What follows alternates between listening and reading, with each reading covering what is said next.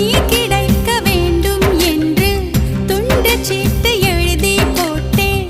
பேச்சியம்மன் கோயில் சாமி பேப்பர் சாமியானது என்ன?